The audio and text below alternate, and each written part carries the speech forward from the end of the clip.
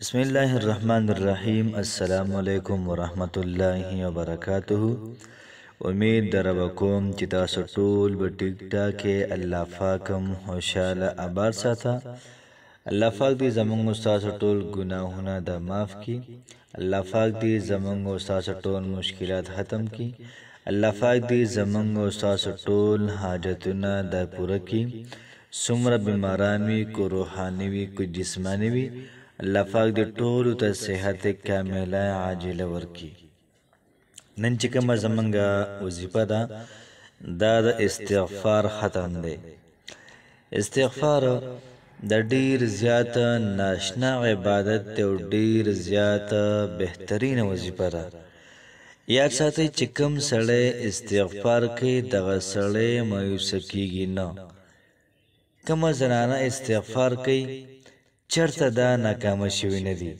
نو استغفار داسې یو بندګي د الله پاک ده، داسې یو وظیفه ده چې الله پاک په خپله د استغفار حکم محترم ده په قرآن مجید کې ورکړی دی. چې د یو څیز حکم الله پاک په قرآن مجید کې ورکړي نو په هغې کې محترم بېشک نه پکار. نو کم سړی یا کم زنانه چې استغفار کوي دا چرته هم نه دی مایوسه شوي، دا چرته هم نه دی ناکامه شوي. نو کوشش کوو چې موږ هم د استغفار د وظیفه وکړو چې زموږ ټول امیدونه حاجتونه دا هم پوره شي. سردار دو عالم صلی الله علیه و آله وسلم په خپلو احادیثو مبارکو کې د استغفار ډیر زیات ترغیب کړی دی.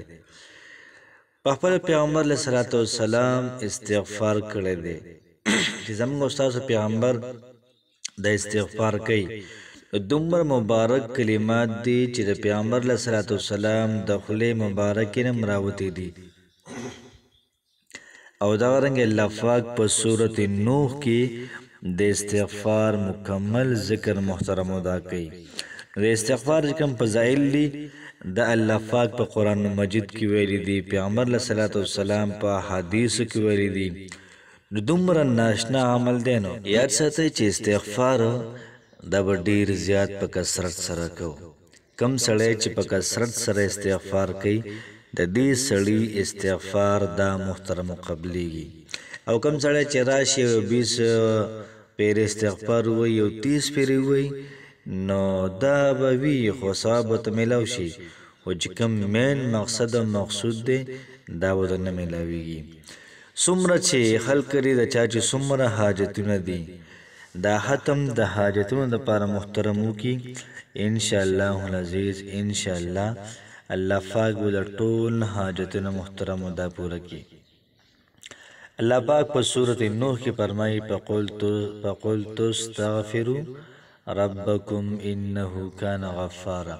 نوح علیه السلام خپل قوم ته وایي تاسو استغفار وغواړئ د الله پاک نه، هغه ډیر زیات بخونکی دی، ډیر زیات مهربانه دی. نو کوم سړی چې استغفار وایي نو الله پاک به د انسان رزق د تنګۍ نه، الله پاک به بې انتها رزق د انسان له ورکړي. او دغه رنګې په مال او دولت کې به الله پاک د انسان له اضافه وکړي.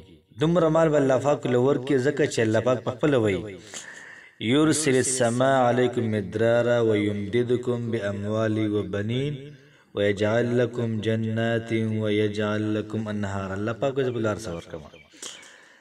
نو دغه رنګې فرمایي چې چاته اچانک څه مسله راشي او دیر استغفار دا ختم وکړي، فرمایي چې الله پاک بوله دا ټولې مسلې دا ختمې کړي. چاته که څه مشکل رالی نو دی دې راپاڅي په خپله مسله باندې کښېني او دغه رنګې 2 رکعته نفل وکړي او د هغې نه بعد 3000 پیرې استغفار ووایي، بیا دې دعا وکړي انشاءالله العزیز کار به کېږي. استغفار دا ختم دا محترم ګناه ختموي. یاد ساتئ چې وانکانه که چرته وي د انسان دا ګناه زبد البحر، دریاب چې څومره زږ دی د هغې برابر وي، دا ګناه م الله پاک معاف کوي. که چرته د انسان ګناه د ریوونو پاڼو په شمار باندې وي بیا م الله پاک معاف کوي.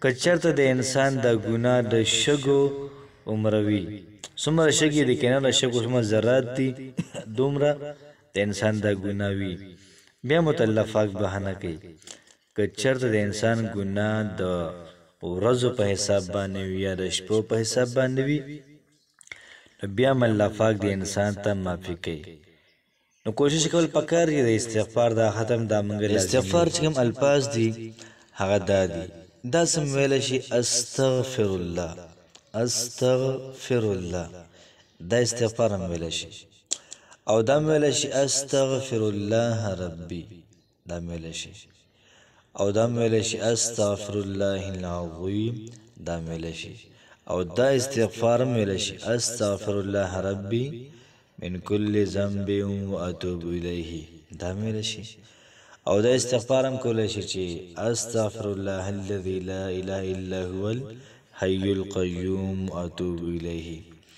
نو چې کوم استغفار تاسو له درځي دغه استغفار شروع کې دا ټیک دی نو روزانه محترم مو کم از کم چې سړی به نه وي نو 1200 پیره د استغفار دا روزانه کوي او ګره چا ډیر زیات غټ حاجت وي دا رنګ 3000 پیره روزانه ان شاء الله په 3 ورځو کې وساسه ټول مسائل دا به ختم شي یا کو نورم د چا ډیر زیات غټه مسله وي حاجت ډیر زیات غټ وي نو به دې 8000 پیری وي ان شاء الله العزیز تاسو به 2 رکعات منځو کوي دا غي نه بعد به استغفار دا ختم وکي بیا به دعا وکي پاسې دې له خپل ځای نه چې الله پاک به تاسو دعاګانې قبول کړي وي کوشش کوئ چې دا ویډیو سره ما کوم شیر کړئ چې تاسو د وجې زما د وجې چا پیدا وشي او ډیره زیاته غټه خبره الله پاک مو خوشاله ساته السلام علیکم ورحمت الله وبرکاته